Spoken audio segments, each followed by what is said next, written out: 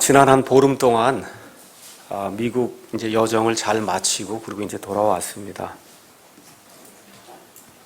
미국 방문해서 첫째 일요일에는 미국의 수도인 워싱턴에 가서 킹스턴 한인 침례교회라고 우리 김영배 목사님께서 시무하시는 그 교회에 이제 방문해서 하나님의 말씀을 전하고 또 왜 우리가 킹제임스 흠정역 성경을 쓰고 있는가 여기에 대해서 이제 말씀을 전달했습니다. 우리 김영배 목사님을 이제 안지는 한 2년 조금 넘은 것 같은데 지난해에는 방문했을 때 한 1시간 정도 이렇게 말씀을 나누었고 성도들이 없어서 굉장히 이제 고생을 많이 하시고 어려움 많이 겪으셨는데 그동안 계속해서 하나님을 의지하고 말씀을 전달해야 되겠다는 그런 굳은 그런 그 심지를 가지고 교회를 하는 가운데 정말 기적적으로 우리 하나님께서 함께 해주셔서 지금 한 35명 정도 성경 말씀이 나의 모든 것입니다 라고 고백할 수 있는 진짜로 좋은 그러한 분들 이렇게 모여서 교회를 하고 있더라고요. 그래서 얼마나 감사한지 큰 희망을 보고 이제 왔습니다. 그 목사님 말씀이 워싱턴 지역에 한인교회가 450개가 있다. 근데 그 450개 한인교회 중에 하나님 말씀대로 살겠습니다 하고 이 킹제임스 흠정역 성경을 들고 하나님 말씀을 선포하는 데는 우리 교회 하나뿐이 없습니다. 그러니까 450개 중에 하나 그 얘기를 하더라고요. 둘째 일요일에는 뉴욕, 뉴저지 지방에 있는 중앙 침례교회에 이제 가서 역시 하나님의 말씀을 전달했습니다. 이 교회는 한 100명 정도 성도님들이 모이는 한 20년 정도 된 그런 교회입니다. 뉴욕에는 뭐 제가 정확하게 알진 못하지만 일단 워싱턴보다 한국 사람이 뭐 몇 배 많기 때문에 적어도 1000개 이상의 한인교회가 있지 않겠는가 이렇게 이제 생각이 드는데 그 1000개 중에 유일하게 한 군데가 킹제임스 흠정역 성경을 쓰고 있고 거기 그 형제 자매님들 다른 사람들의 그 압력에 굴복하지 않고 꿋꿋하게 계속해서 이 하나님의 말씀 들고 그리고 선교 활동하는 걸 이제 보고 왔습니다. 그러면서 우리나라 교회를 생각해 보니까 우리 교계에서 늘 자랑하는 게 우리 한국에는 5만 개 교회가 있다 그렇게 자랑하는데 제가 뭐 정확하게 킹제임스 성경을 쓰는 그런 교회가 몇 개인지는 알 수가 없지만 한 100개 정도 되지 않겠나 이렇게 생각이 들어요. 그래서 보니까 한 500개, 한국에도 한 500개 교회 중에 한 교회 정도가 하나님의 말씀이에요. 이 킹제임스 성경 하나님의 말씀이에요. 이 말씀을 들고 지금 말씀을 선포하고 있습니다. 미국에 가서 이제 그 성도님들을 그 교회 다니는 그런 성도님들도 만나고 또 옆에 주변에 있는 그런 그 성도님들을 만났을 때 제게 탄식의 목소리를 전하는 그런 내용이 있었습니다. 왜 매스컴에서 또 이런 데서 이렇게 보면 기사에서 보면 이렇게 목사들의 비리가 부조리가 왜 이렇게 많습니까? 목사들 간음하고 세습하고 횡령하고 표절하고 더구나 대형교회일수록 왜 이런 일들이 많이 생깁니까? 교회가 크다고 그 수를 믿고 왜 WCC 같은 종교 통합을 하는 이와 같은 그 악한 일에 참여하는 그런 목사들이 왜 이렇게 많습니까? 목사들이 그렇게 해도 저희는 어쩔 수 없이 교회에 갑니다. 거기 교회 또 이민교회 같은 경우는 특별히 교회를 가야만 정보를 얻을 수 있고 그래야 살아갈 수 있기 때문에 어쩔 수 없이 사회적인 모임을 위해서 갈 수밖에 없는 이런 상황입니다. 그렇게 이제 하소연을 하더라고요. 그런데 또 제가 성도들 입장을 이렇게 살펴보면 성도들은 나으냐? 그렇잖아요. 목자들이 왔다 갔다 하고 꼴을 공급하지 못하니까 다락방, 신천지 등 이와 같은 이단교를 그냥 그대로 노출이 돼서 여기 기웃거리고 저기 기웃거리고 성도들이 지금 그렇게 생활하고 있습니다. 또 성도들이 얼마나 용감한지 알 수가 없어요. 성경이 뭐라 하든지 저는 신경 쓰지 않고 그냥 이대로 믿겠습니다. 그렇게 이야기하는 분들이 너무 많더라고요. 옳은 성경이 있다, 틀린 성경이 있다, 교리가 옳고 그리고 이런 거 저는 신경 쓰지 않고요. 그냥 제가 믿는 그대로 이대로 믿고 살다가 죽겠습니다. 얼마나 용감한지 알 수가 없어요. 이렇게 용감한 사람 되면 곤란하거든요. 가 있는 동안에 우리 김재욱 형제님이 좋은 글을 킥바이블 사이트에 올려줬습니다. 그 내용은 폴 워셔라고 하는 미국의 유명한 목사가 전달하는 로드십 살베이션, 예수님을 주님으로 영접해야만 구원받는다고 하는 그것이 얼마나 위험한가 이거를 알려주는 그러한 글입니다.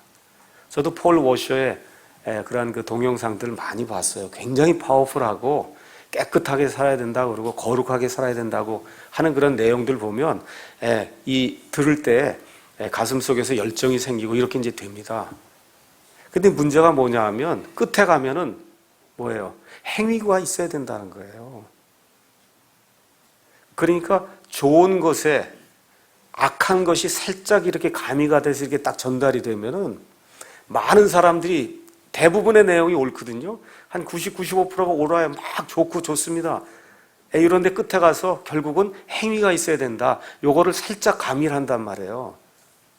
이건 사도 바울이 저주한 다른 복음이에요. 그런데 너무나 많은 사람들이 여기에 빠져들고 있습니다. 왜 그래요? 교회 안에서 목사가 그와 같이 열정적으로 말씀을 선포하는 것을 보지 못하기 때문에 유튜브라든지 이런 데 나와 있는 그런 동영상을 볼 때 그냥 힘이 솟아나니까 또 깨끗하게 살아야 된다 그러니까 목사들 부조리한 거, 부정 저지르는 거 이런 거 보다가 그런 목사를 보면 야, 저분 얘기하는 건 100% 옳겠구나 하고 거기에 홀딱 넘어가는 그런 일이 생기고 있습니다. 또 사이트에 어느 분이 글을 올렸어요.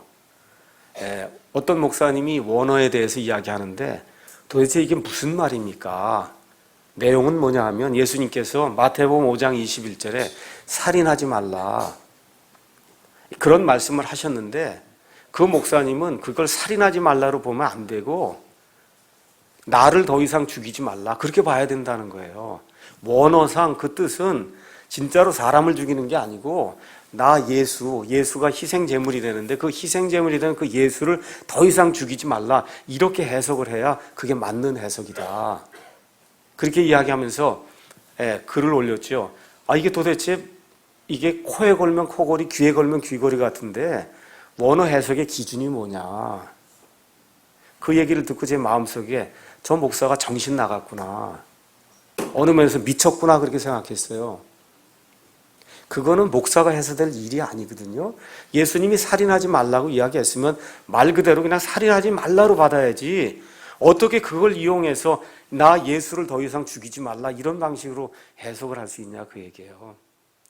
마음속에 제가 분노가 솟아올라서 도대체 이게 목사가 해야 될 그런 일이 아닌데 왜 이런 일들이 교회에 발생하고 또 그런 일을 하는 사람이 뭐 서울대학을 다녔다 그러고 대학가요제 가수였다 그러고 유명하다 그러고 유명세를 타고 폴 워셔와 같이 이렇게 동영상이 자꾸 올라가면서 사람들을 이렇게 끌고 나가니까 거기에 또 빨려 들어가는 거예요. 그 목사 이야기도 들어보면 한 8, 90%가 맞습니다.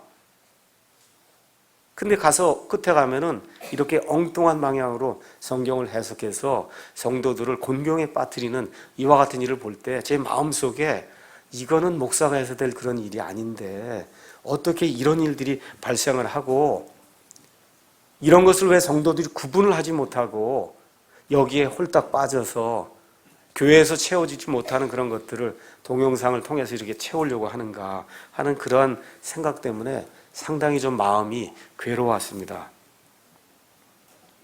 이 모든 문제의 원인은 분별과 판단력이 부족하기 때문에 생기는 거예요.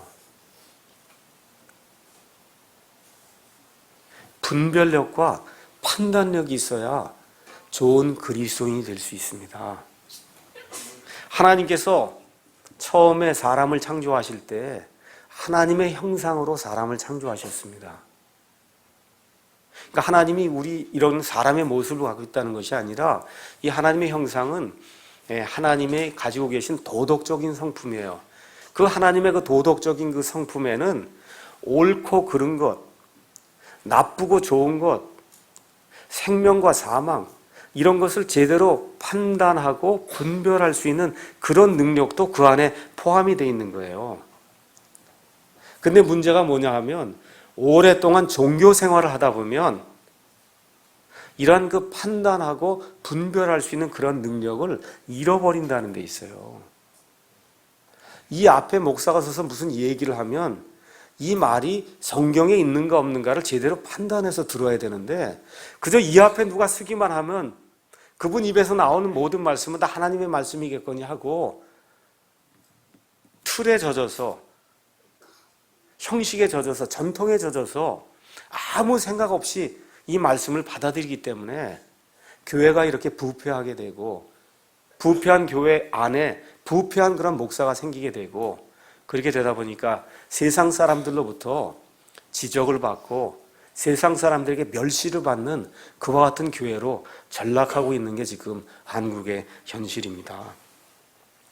구약시대의 제사장이나 아니면 신약시대의 목사나 아니면 교회가 지금까지 지켜왔던 그런 전통이나 이런 것대로 그대로 하다 보면 하나님이 기뻐하는 성도나 하나님 기뻐하는 그런 교회가 될 수가 없습니다. 저와 여러분이 이 다음에 죽습니다. 다 죽으면은 하나님 아버지 앞에 예수 그리스도의 그 심판석에 가서 1대1로 우리 예수님과 대면하면서 우리가 지나온 모든 과거를 예수님과 회개 보고를 해야 돼요. 그때 내 교회 목사나 내가 지금까지 전해줬던 무슨 전통이나 이런 게 저와 여러분을 변화하지 못합니다. 여기 있는 하나님의 말씀에 따라서 예수님이 묻고 저와 여러분이 대답해야 돼요. 그래서 오늘은 판단할 줄 아는 그리스도인이라고 하는 그런 제목을 가지고 누가복음 12장 54절에서 57절 말씀을 강의하도록 그렇게 하겠습니다. 본문을 잠깐 설명하도록 하겠습니다. 우리 예수님께서 이스라엘 백성에게 구약시대에 예고된 그런 메시아로 오셔서 많은 표적과 기적과 이적을 행하시며 자신이 메시아라고 하는 그런 사실을 증명하시고 또 하나님의 온전한 말씀을 선포하는데 이스라엘 백성이 듣질 않습니다. 왜 그래요? 종교 생활에 빠져서 전통에 빠져서 하나님이 오셔서 하나님의 말씀을 전달하는데도 듣지 않아요. 저와 여러분이 복음서를 읽으시면서 이런 점에 유의하셔야 돼요. 내가 혹시 사랑침례교회 어떤 목사나 사랑침례교회 어떤 전통에 빠져서 이 말씀을 읽는데 이 말씀 자체가 눈에 들어오지 않으면 그럼 곤란하다 그 얘기입니다. 하나님이 직접 사람의 몸을 입고 오셔서 하나님이 직접 말씀을 하는데도 듣질 않아요. 이게 종교인의 특징입니다. 종교에 갇히면은 이런 일이 생길 수밖에 없어요. 왜 또 그러냐 하면 기득권이라는 게 있기 때문에 예수님의 말씀을 따라서 하나님의 말씀을 따라서 순종하려고 하면 지금까지 가지고 있던 모든 기득권을 다 내어놓아야 된다는 거예요. 이게 싫기 때문에 그래서 하나님이 오셔서 말씀을 전하는데도 듣지 않습니다. 얼마나 놀라운 일인지 저와 여러분이 복음서를 읽으면서 늘 여기에 유의해야 됩니다. 백성의 마음이 돌같이 딱딱한 것을 보시고 우리 예수님께서 오늘 누가복음 12장 54절에서 57절의 말씀을 선포하십니다. 거기 가서 보니까 54절에 우리 예수님이 그분께서 사람들에게 이르시되 너희가 구름이 서쪽에서 이는 것을 보면 즉시 말하기를 소나기가 오는도다 하나니 참으로 그러하고. 여러분 팔레스타인 땅의 지형을 가서 보시면 서쪽에 지중해가 있어요. 그쪽이 큰 바다가 있어요. 그쪽에 구름이 뜨면 비가 오겠구나. 하늘의 모습을 판단한다는 겁니다. 또 너희가 남풍이 부는 것을 보면 말하기를 더우리라 하나니 참으로 그렇게 되느니라. 남쪽의 바람이 이렇게 불게 되면 훈훈하고 이게 날씨가 더워지겠구나. 지금식으로 이야기하면 먹구름이 끼면 그러면 곧바로 비가 올 것이다. 저와 여러분 금방 분별하지 않습니까? 맞습니까? 누구라도 다 아는 그런 얘기예요. 그러면서 우리 예수님이 뭐라고 말씀하시냐면 56절에 너희 위선자들아 위선자는 겉과 속이 다른 사람이에요. 겉과 속이 다른 사람이에요. 하나님의 말씀을 전달하는데도 듣지 않아요. 그 사람들을 가리켜서 우리 예수님이 너희 위선자들아 그렇게 말씀하시면서 너희가 능히 하늘과 땅의 모습은 분별하거니와 어찌 이 때는 분별하지 못하느냐 하고 예수님이 책망을 하십니다. 하늘과 땅의 모습이 변하게 되면 앞으로 어떤 일이 생길 것이다. 이런 내용을 너희가 분명히 알고 그대로 하지 않느냐. 내가 지금까지 와서 3년 이상 메시아라고 하는 그런 사실을 기적을 통해서, 이적을 통해서, 표적을 통해서, 말씀을 통해서 그렇게 증명을 해줬는데도 불구하고 어찌하여 너희가 내가 메시아라고 하는 이런 사실을 그거를 분별하지 못하느냐. 예수님이 지금 오셨을 때는 예수님이 처음 오신 거예요. 예수님이 초림의 때 오신 걸 이야기하세요. 이걸 지금 우리 시대에 적용할 것 같으면 예수님 재림하실 때가 이렇게 가까이 왔는데 세상의 모든 징조들을 보면서도 어찌하여 너희가 이 때를 분별하지 못하느냐.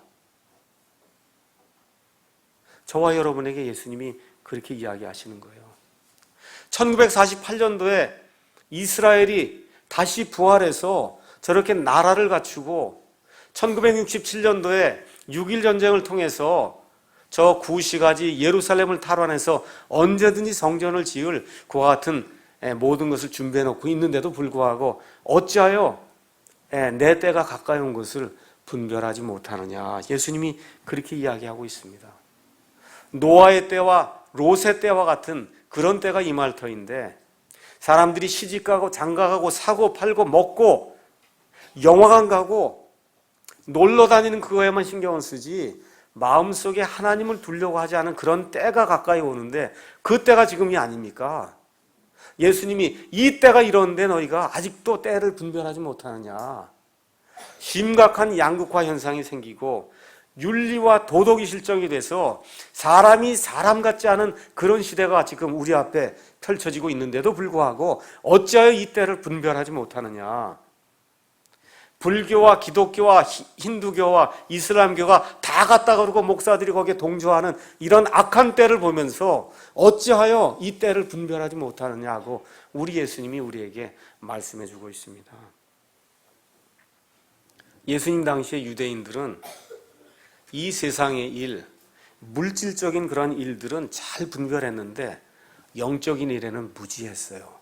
그래서 메시아가 왔는데도 불구하고 결국은 그분을 배척하고 그 결과 온 이스라엘이 온 땅으로 지금 흩어져서 지난 한 2000년 동안 세상 사람들의 멸시와 조롱을 받으며 지금 살고 있는 그런 형편이 되고 말았습니다. 저와 여러분의 상황은 어떤 것 같아요? 물질적인 거, 세상적인 거, 뭐 이런 거 판단하는 것은 저와 여러분은 아마 잘 할 겁니다. 근데 과연 우린 영적으로 눈이 깨어 있습니까? 내 아이들 제대로 좀 건사해야 되겠구나. 정말 지저분한 것들 내 눈에서 없애야 되겠구나. 악한 일들에 참여하지 않아야 되겠구나.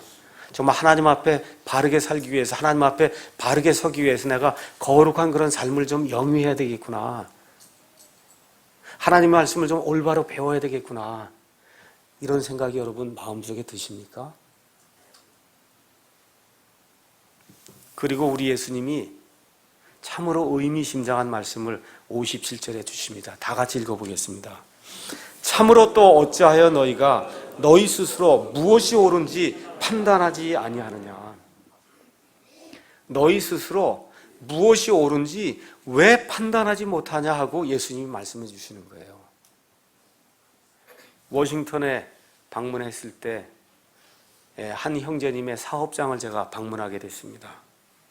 그때 그분이 하신 말씀이 제 귀에서 맴돌고 떠나질 않아서 오늘 제가 그 설교를 하는 겁니다.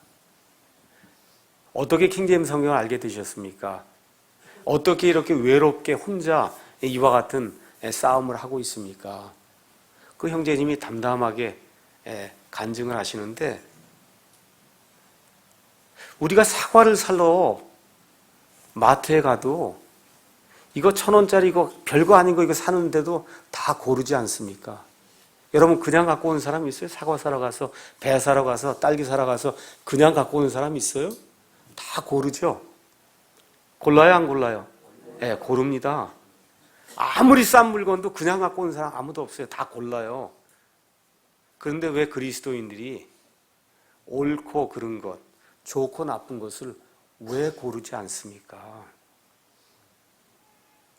글자 하나가 얼마나 중요하냐 하면서 또 그분이 얘기하는 게 상속을 배분할 때 이 아들만 재산을 줘라 하고 이 아들도 재산을 줘라 하고 만자 하나하고 도자 하나 차이인데 엄청나게 다르다는 거예요. 맞습니까, 여러분? 그러면 여기 하나님의 말씀이, 이 안에 있는 말씀이 한 글자라도 하나님이 원하지 않는 방식으로 이게 기록이 되면 난리가 난다 그 얘기예요. 맞습니까? 예, 그런데 어떻게 그리스도인이라고 하는 그런 사람들이 분별력이 없고 판단력이 없어서 그저 아무거나 있는 대로 받아먹고 있는 대로 받아서 아무 생각 없이 일들을 하고 사는지 저는 이해가 안 됩니다. 그런 이야기를 하더라고요.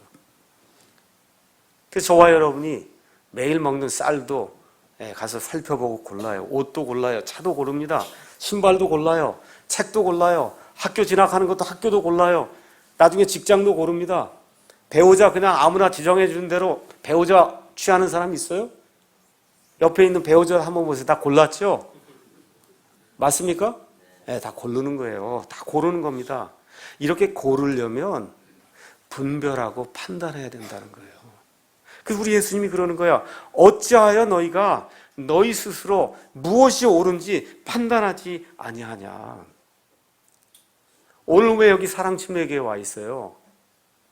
여러분 분별하고 판단하고 이 자리에 와 있는 거 맞습니까? 맞습니까? 예, 그래요. 좋은 목사, 성도 개개인이 판단할 수 있도록 판단하는 능력을 키워주는 사람이 그게 좋은 목사예요. 좋은 교회예요. 나쁜 목사, 나쁜 교회는 성도들이 판단력을 갖지 못하도록 목사가 꽉 쥐고 생각하지 못하도록 만드는 그런 교회, 그런 목사는 나쁜 교회예요. 거긴 빨리 뛰쳐나와야 삽니다. 자, 그러면 판단해야 제대로 살 수 있는데 어떤 것들을 판단해야 될 것인가? 제가 몇 가지 중요한 것들만 오늘 말씀을 드리겠습니다. 첫째, 저와 여러분이 보고 있는 이 성경이 올바른 성경인가, 올바르지 않은 성경인가를 잘 분별해서 판단해야 됩니다. 우리 믿음의 기초는 이 성경에 달려 있어요. 이게 3만 원짜리, 4만 원짜리지만 이게 저와 여러분의 생명을 구원하는 책입니다. 제 말이 아니고 세상에 어떤 유명한 사람의 말이 아니라 이 안에 기록된 말씀이 저와 여러분을 살려요. 맞습니까? 그렇기 때문에 예수님을 믿는다고 이야기할 때는 이 성경이 정말 맞는 성경인가 틀린 성경인가를 먼저 분별하고 판단하셔야 됩니다. 지금부터 20년 전에는 이 땅에 개역 성경이라고 하는 성경 외에는 없었어요. 선택의 폭이 없었습니다. 고르고 말고 할 게 없었어요. 근데 우리 하나님께서 긍휼을 베풀어 주셔서 지금부터 약 20년 전에 하나님의 온전한 말씀이 있다고 하는 사실을 우리에게 알려주시고 여러 형제들의 노력을 통해서 우리가 언제라도 볼 수 있는 하나님의 온전한 말씀 킹제임스 성경이 번역이 돼서 서점에 가면 얼마든지 구입할 수 있고 저희 웹사이트에 들어오면 PDF 파일 얼마든지 무료로 받을 수 있고 알라딘 같은 그런 서점에 가면 전자북으로 얼마든지 무료로 받아서 쓸 수 있도록 저희가 다 만들어 놨습니다. 그래서 혹시 인터넷 방송을 들으시는 그런 분들 계시면은 지금 보고 있는 그 성경, 읽고 있는 그 성경이 옳은 성경인가, 옳지 않은 성경인가를 먼저 분별하고 판단해야 됩니다. 하나님이 처음에 한 본문을 주셨지만 시간이 지나는 가운데 이 마귀의 사주를 받은 이 학자들을 통해서 하나님의 본문이 변개가 되기 시작해서 지금 모두가 다 알고 있듯이 성경 본문은 두 종류가 있어요.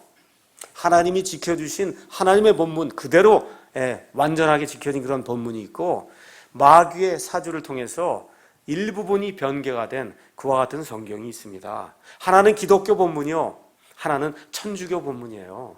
그래서 개혁 성경은 천주교에서 나온 천주교 텍스트를 가지고 만든 천주교 본문이기 때문에 하나님을 온전히 기쁘시게 할 수 없는 그런 내용들을 그 안에 포함하고 있습니다. 신약 성경 안에만 13구절이 통째로 빠져 있어요. 그래서 그게 틀렸다고 얘기해주고 없다고 얘기해줘도 얼마나 용감한지 몰라요. 없어도 저는 아무 문제 없습니다. 그게 제가 무슨 상관이 있습니까? 굉장히 교만한 거예요. 나중에 하나님 앞에 서서 거기에 대해서 회개보고 해야 됩니다. 분명하게 보여줬는데도 불구하고 교만하게 나는 아무 상관이 없습니다, 이렇게 대답한 거에 대해서 하나님 앞에서 회개보고 해야 됩니다. 하나님에 대한 것, 성육신에 대한 것, 구원과 천국과 지옥과 마귀에 대한 이런 기본적인 많은 교리들이 개역성경 안에는 변개가 되어 있습니다. 예로 하나만 제가 보여드리겠습니다. 욥기 19장 25절 26절 가서 보시면 지금부터 약 4,000년 전에 욥이라고 한 하나님의 사람이 자기가 나중에 부활할 것을 예고하는 그와 같은 말씀이 이 안에 기록이 되어 있습니다. 내가 알거니와 내 구속자께서 살아계시고 또 마지막 날에 그분께서 땅 위에 서시리라. 우리 예수님이 맨 마지막 때 천년왕국이 이루어질 때 이 땅에 서셔서 온 땅을 치리하신다. 지금부터 4,000년 전에 지금 욥이 예언을 하고 있습니다. 내 살갗의 벌레들이 이 몸을 멸할지라도, 내가 지금 죽을지라도 내가 여전히 내 육체 안에서 하나님을 보리라. 지금은 내가 썩어서 문드러지고 없어지지만 맨 마지막 때 우리 예수님께서 천년왕국 때 땅을 다스리실 그때에는 내가 육체 안에서 육체를 입고 내 하나님을 바라보리라 하고 부활의 믿음을 고백하는 그런 내용이 그 안에 기록이 되어 있어요. 육체 안에서예요. 개역성경 가서 보시면 육체 밖에서로 되어 있어요. 그럼 무슨 얘기예요? 유령처럼 육체가 없다 이거예요. 육체가 없는 가운데 유령처럼 둥둥 떠돌아다니면서 하나님을 본다? 말이 안 되는 거잖아요. 우리 그 부활의 믿음이 완전히 달라지는 겁니다. 그래서 여기 육체 안에 있느냐 육체 밖에 있느냐는 기독교의 근간이 되는 거예요. 이걸 보여줘도 아무 문제 없다고 얘기하는 사람이 교만한 사람입니다. 우리 예수님의 말씀을 다시 읽을게요. 어찌하여 너희가 너희 스스로 무엇이 옳은지 판단하지 아니하느냐. 지금까지는 몰랐으므로 어쩔 수 없었지만 이제 바른 성경이 우리 민족에게 주어졌기 때문에 아무도 변명할 수 없습니다. 그래서 사이트를 찾아보시고 책자들 찾아보시고 팸플렛들을 보시고 분별해서 우리 스스로 무엇이 옳은 것인가, 옳은 것인가를 분별하고 판단해서 거기에 우리의 기준을 둘 때 하나님이 기뻐하시는 그와 같은 삶이 우리 가운데 일어날 수 있습니다. 둘째, 우리가 믿는 하나님을 잘 분별해서 판단해야 됩니다. 이단들도 다 하나님이라 그래요. 이단들도 다 그리스도라 그래요. 다 메시아라 그럽니다. 제가 요즘 마음속에 어려움을 겪고 있는 것이 뭐냐 하면 너무나 예수 믿는다고 얘기를 하는데 정말 저분이 아는 예수님이 진짜 예수님일까? 저분이 아는 그 하나님이 정말 성경의 하나님일까? 이런 생각이 들 때가 많이 있습니다. 너무나 많은 사람들이 오순절 은사주의, 기복신앙 하는데 거기 가서 빠져 있어요. 뭐 달라고 그냥 거기 하는 데 가서 빠져 있거든요. 거기 하나님 진짜 하나님일까? 교회마다 가면 하나님은 사랑이십니다. 사랑 하면서 교회 안에 불법이 이루어져도 하나님의 사랑으로 다 갚아야 됩니다. 다 감싸야 됩니다. 교회 안에 부조리가 이루어져도 하나님의 사랑으로 다 받아야 됩니다. 교회 안에서 락음악을 하고 지저분한 일들이 발생해도 그저 하나님의 사랑으로 다 받아줘야 됩니다. 하나님은 용서하시는 분입니다. 불쌍히 여기시는 분입니다. 이것만 강조하는 그런 교회가 대부분이에요. 과연 그 하나님이 성경의 하나님일까?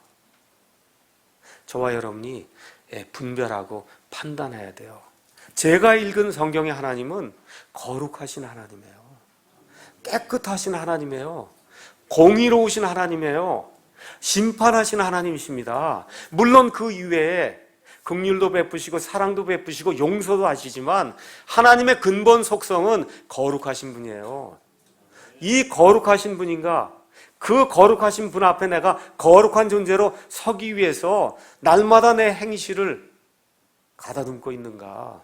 분별해 봐야 된다, 그 얘기입니다. 우리가 믿고 있는 그 예수님이 정말 성경이 얘기하는 그 예수님인가? 분별하고 판단해야 됩니다. 이건 제 얘기가 아니에요. 사도 바울이 뭐라 그래요? 고린도 교회에 보낸 편지에 누가 와서 다른 예수, 다른 복음을 전하면 너희가 잘 받아들이는 거야. 예수라고 얘기해서 그게 성경이 얘기하는 예수님이 아닙니다.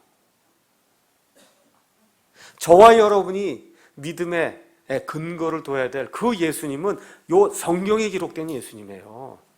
그 예수님이 하나님이십니까? 이 예수님이 참 사람이십니까? 우리 예수님이 처녀 탄생을 통해서 이 하나님이 육체 안에 나타나신 사람이라고 하는 그런 사실을 저와 여러분 확실히 믿습니까? 우리 예수님의 대속의 죽음 여러분 확실히 이해하세요? 저와 여러분이 죽을 수밖에 없었지만 이 죽을 수밖에 없는 이 죄인들을 대신 속죄하시기 위해서 이 땅에 하나님의 어린 양으로 오셔서 저와 여러분의 모든 죄를 다 짊어지시고 십자가에서 피를 흘리고 죽으시며 다 이루었다고 말씀하실 때 저와 여러분의 모든 죄악이 예수님의 이 단번 속죄, 대신 속죄로 인해서 완전히 제거됐다고 하는 그런 사실을 확실히 믿으십니까? 저와 여러분의 행위와 상관없이 우리 예수님께서 십자가에 이루어놓으신 그 일을 통해서 저와 여러분이 거저 하나님의 은혜를 받는다는 이 사실을 확실히 믿으십니까? 여러분 예수님의 부활의 능력을 믿으세요? 죽은 지 사흘이 지난 이 나사로의 무덤에 가서 나사로야 나오라고 이야기할 때 죽었던 그 나사로가 나오는 그와 같은 능력을 베푸실 수 있는 그 예수님 저와 여러분 믿으십니까? 이 예수님을 분별하고 이 예수님을 제대로 판단해서 그 예수님을 믿으셔야 돼요. 성경에 기록된 그 예수님을 믿어야지 남들이 전해주는 예수 믿으면 소용없습니다. 분별할 줄 알아야 돼요. 우리 안에 있는 성령님이 어떤 성령님인가도 잘 판단하고 분별해야 됩니다. 이 성령님이 하나님이라는 사실 여러분 확신하고 계십니까? 여호와의 증인들처럼 이 성령은 하나님이 아니라 기운이다, 에너지다 이렇게 이야기하는 사람들이 한두 명이 아닙니다. 여러분 이 성령님이 저희 안에 있음을 어떻게 알 수 있어요? 우리가 죄를 지으려고 할 때마다 우리를 찌르는 이와 같은 거 여러분 느끼세요? 죄 짓지 마라. 하나님이 싫어한다. 이와 같은 목소리 여러분 들으세요? 들으세요? 그 성령님이 있어야 돼. 죄를 펑펑 짓는데도 아무것도 없다. 이건 가짜 성령이에요. 그건 성령님의 사람이 아닙니다. 그렇다 그래서 예수 믿는 사람이 죄를 하나도 안 짓는다 그 얘기하는 거 아닙니다. 저와 여러분이 올바른 성령님을 모시고 있으면 날이 가면 갈수록 성화가 되면 될수록 조그만 죄 하나라도 자꾸 지우려고 하면 그게 계속해서 나를 괴롭히는 그런 일이 생겨야 된다 그 얘기입니다. 성령님이 우리 안에 들어오고 계시면은 성령님의 열매가 우리 안에 이루어져야 돼요. 기쁨과 사랑과 화평과 오래 참음과 부드러움과 믿음과 이와 같은 일들이 우리 가운데서 나타나야 그래야 우리가 모시고 있는 그 성령님이 성경이 얘기하는 성령님이에요. 뒤로 자빠지고 깔깔깔깔대고 금리빨 뭐 해준다 그러고 이런 성령을 모시면은 그건 나중에 저주받습니다. 분별할 줄 알아야 돼요. 또 사탄과 그의 천사들을 분별할 줄 알아야 됩니다. 판단할 줄 알아야 돼요. 모든 영을 다 믿지 말라. 요한일서에 사도 요한이 우리에게 이야기를 하고 있습니다. 사탄과 그의 천사들이 실제로 인격체라고 하는 그런 사실, 저와 여러분 안에 들어와서 우리 안에 영원히 거주하진 못하지만 우리 안에 들어와서 우리에게 영향을 미칠 수 있는 그와 같은 존재라고 하는 그 사실을 저와 여러분이 꼭 기억을 하셔야 됩니다. 그래서 교회 안에 어떤 일이 진행이 되면 이 일이 마귀에게서 온 것인지 아니면 성령님에게서 온 것인지 꼭 분별할 줄 알아야 돼요. 그리고 마귀에게서 온 것이면 정죄해야 됩니다. 이것은 하나님의 것이 아닙니다. 가르쳐줘야 돼요. 오순절 은사주의를 이끌고 있는 그 지저분한 영이 하나님의 영인가 아니면 마귀인가 여러분과 제가 판단하고 가르쳐줘야 됩니다. 천주교회를 이끌고 있는 저 악한 영이 하나님의 영인가 아니면 마귀인가 여러분과 제가 분별하고 판단해서 알려줄 때 그 말씀을 듣고 변화가 될 수 있는 거예요. 2013년도에 부산에서 WCC 종교통합운동이 지금 한국교회에서 지금 일어나고 있는데 저 종교통합을 인도하고 있는 저 악한 영이 하나님의 영인가 마귀인가 저와 여러분이 분별하고 악한 일들에 참여하지 말라고 가서 경고해야 됩니다.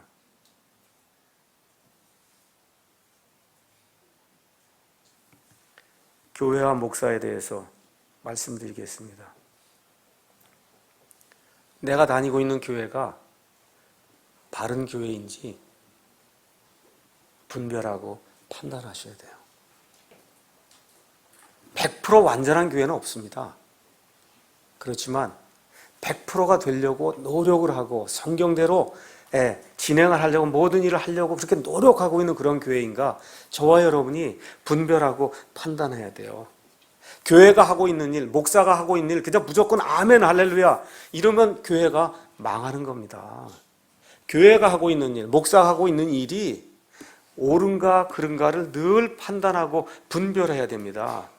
틀리면 틀렸다고 이야기를 해줘야 그 사람이 진정 목사를 사랑하는 사람이요 교회를 사랑하는 사람입니다. 그 말을 듣고 고치는 목사가 훌륭한 사람이에요.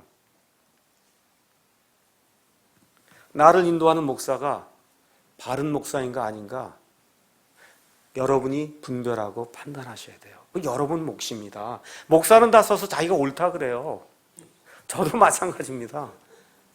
근데 판단은 여러분이 하셔야 돼요. 하시고 목사가 잘못하면 목사 형제에게 와서 목사님, 형제님 이 일이 성경에 비춰봐서 아닌 것 같으니까 한번 생각해 보시기 바랍니다 하고 권면의 말씀을 주셔야 됩니다. 목사가 선포하는 말씀이 성경 말씀하고 일치하는가 일치하지 않는가 여러분이 분별하고 판단하셔야 돼요. 사도행전 17장 11절에 가서 보니까 사도 바울의 그 일행이 데살로니가에서 베레아로 쫓겨났습니다. 그 베레아가에서 하나님의 말씀을 전했더니 이 사람들이 온전히 준비된 마음으로 하나님의 말씀을 받아들이는데 그냥 받아들이는 게 아니라 성경 기록들을 펴놓고 사도 바울이 전하는 그 말씀이 성경 기록과 비추어서 맞는지 그른지를 판단하게 될 때 하나님께서 이들을 굉장히 고상한 사람이다 이렇게 평가하고 있다는 내용이 그 안에 기록이 되어 있습니다. 목사가 사람이기 때문에 틀릴 수 있어요. 틀리면 와서 겸손하게 지적해 주시면 또 목사가 그걸 받아서 겸손하게 듣고 고치면 되는 거예요. 고치면 되는 겁니다. 다음 주에 와서 제가 지난주에 말씀을 전했는데 보니까 제가 잘못 전했습니다. 이 말씀은 사실 이런 겁니다 하고 다시 이야기하면 끝나는 거예요. 맞습니까? 뭐가 부끄러울 것이 있어요. 사람이기 때문에 다 죄를 지을 수 있고 실수할 수 있는 건데 그거를 인정하지 않기 때문에 문제가 생기는 겁니다. 교회 목사가 종교 통합에 주동자가 되고 동성애를 옹호하고 행위 구원 등을 가르치면 과감히 가서 이야기해야 되는 거예요. 목사님 하고 있는 일이 하나님이 기뻐하는 일이 아닙니다. 회개하십시오. 성도들이 이렇게 하지 않으니까 목사가 타락하는 겁니다. 우리의 삶을 또 분별하고 판단하셔야 됩니다. 한 시간 한 시간 내가 하고 있는 그런 일들이 올바른가 올바르지 않은가를 분별하고 판단하셔야 돼요. 내가 하고 있는 일, 공부, 내가 하는 생각, 내가 사귀는 그 친구들, 내가 보는 책, 내가 가끔씩 보러 가는 영화, 드라마, 인터넷, 음식, 옷, 신발, 머리 하는 거, 이 모든 것 제가 다 열거할 수 없어요. 이 모든 게 하나님께서 보시기에 합당한가 합당하지 않은가를 늘 분별하고 판단하셔야 돼요. 그렇게 될 때 좋은 그리스도인이 될 수 있습니다. 분별하지 못하면 어떤 악한 일이 생기는가 제가 3가지만 보여드리고 말씀을 마치겠습니다. 고린도전서 11장에 가서 보시면 주의 만찬을 행하는 그런 일들이 있습니다. 여러분, 주의 만찬을 행하는 거 좋은 거예요? 나쁜 거예요? 좋은 거예요.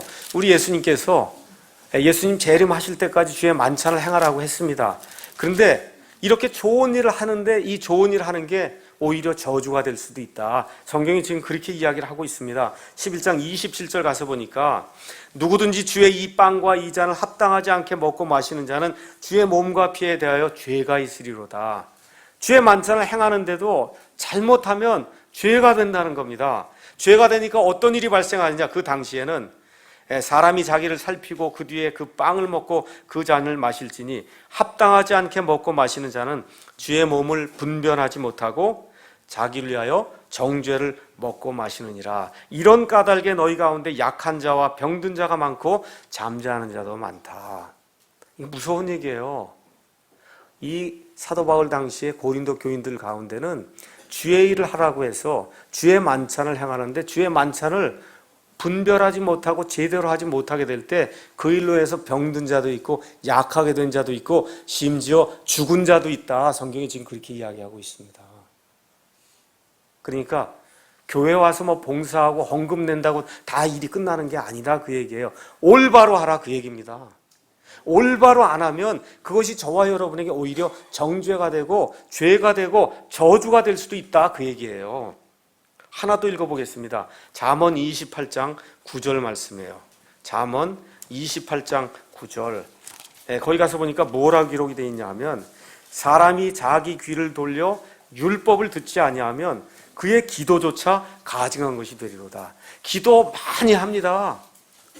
근데 기도가 뭐에 따른 기도가 해야 되냐면 말씀에 따른 기도해야 되는데 말씀과 전혀 상관없는 그런 기도를 드리면 그 기도 자체가 하나님께 가증한 거라는 거예요. 제 말 여러분 이해하시죠? 기도 제가 반대하는 거 아닙니다. 기도 많이 하세요. 좋은 겁니다. 그럼에도 불구하고 어떻게 해야 돼요? 분별하고 판단해서 하나님이 기뻐하시고 하나님이 복 주실 수 있는 그런 기도를 해야지, 말씀하고 전혀 상관이 없는 내 자신의 유익을 구하는 그런 기도를 하면 그 기도조차도 하나님께 가증한 것이 된다고 성경이 지금 우리에게 이야기를 하고 있습니다. 마지막으로 하나만 더 보겠습니다.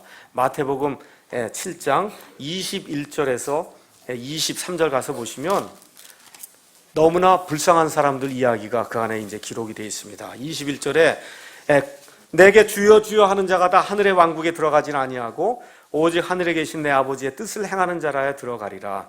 마지막 날 그날에 많은 사람들이 내게 이르기를 주여 주여 우리가 주의 이름으로 대언하지 아니하였나이까. 쉽게 얘기하면 목사 노릇하지 아니했습니까? 제사장 노릇하지 아니했습니까? 주의 이름으로 마귀들을 내쫓지 아니하였습니까? 오순절교회 뭐 이런 데서 마귀 내쫓는다고 그러고 다 하지 않았습니까? 주의 이름으로 많은 놀라운 일을 행하지 아니하였나이까 하리니 23절에 그때에 내가 그들에게 밝히 말하되 내가 너희를 결코 알지 못하였노라. 불법을 행하는 자들아 너희는 내게서 떠나라 하리라. 죽을 때까지 교회 다니고 11조 드리고 주일 성수하고 뭐 은사를 가졌다 그러고 뭐 열심히 일을 했는데 하나님 앞에 딱 갔었더니 하나님이 나는 너를 결코 안 적이 없다. 이거 얼마나 무서운 말이에요. 이거 뒤집을 수도 없잖아요. 이거 버섯먹이라 뒤집을 수 있어요? 그 앞에 가서 하나님 다시 기회 주십시오. 이거 불가능한 얘기입니다. 얼마나 열심히 했어요. 얼마나 대언을 열심히 하고 얼마나 마귀를 열심히 쫓고 얼마나 놀라운 일들을 많이 했어요. 하나님 앞에 갔더니 하나님 난 너를 안 적이 없다. 옛날에 한 번 안 적이 없다는 한 번도 안 적이 없다는 거예요. I never knew you. never란 단어를 썼어요. never. 한 번도 너를 안 적이 없다는 거예요. 지금까지 한 건 다 너가 너 좋아서 한 거지 내 안에서 한 건 아무것도 없다. 그래서 제가 부탁하는 거예요. 분별할 줄 알아야 돼요. 내가 지금 하고 있는 일이 이 성경 말씀과 비추어서 옳은가 그른가를 분별하고 그 다음에 판단해야 돼요. 이 분별과 판단이 이루어진 다음에 옳지 않은 건 과감히 버려야 되는 겁니다. 옳지 않은 교회에 내가 속해 있으면 도저히 심령이 견디지 못하면 뛰쳐나와야 되는 거예요. 내 백성아, 이 음료에게서 나오라고 우리 예수님이 하늘에서 말씀해 주시는 겁니다.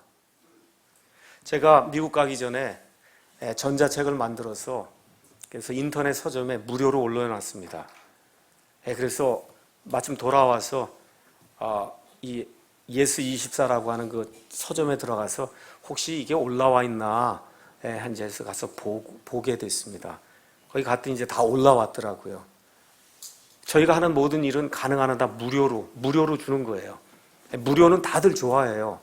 그래서 많은 사람이 다운받고 그렇게 돼 있더라고요. 그래서 가서 보니까 거기 천주교는 기독교와 다릅니다라고 하는 그 책에 서평을 적어놨더라고, 어떤 사람이 금방. 그래서 그 서평을 읽는데 너무 감동이 됐어요. 저는 전혀 모르는 사람이에요. 오늘 읽어드리겠습니다. 주변에 종교 갈등으로 고민하는 사람들이 꽤 있습니다. 특별히 결혼과 함께 종교가 섞이는 경우 아이의 출생과 함께 더욱 상황이 복잡하게 되기 마련입니다.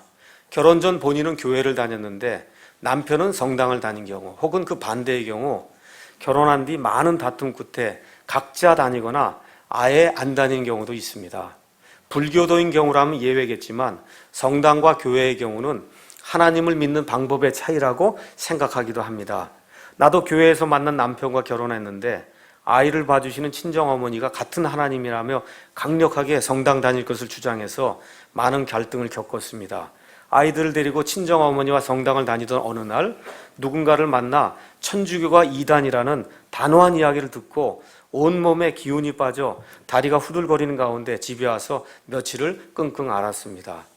이 책의 내용, 이걸 내가 좀 더 일찍 알았더라면 얼마나 좋았을까요? 그때는 왜 천주교가 이단인지 내가 왜 몰랐는지 알 수가 없습니다.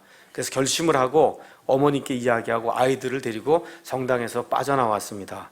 아무것도 모르는 아이들의 영혼까지 파멸시킬 수는 없었습니다.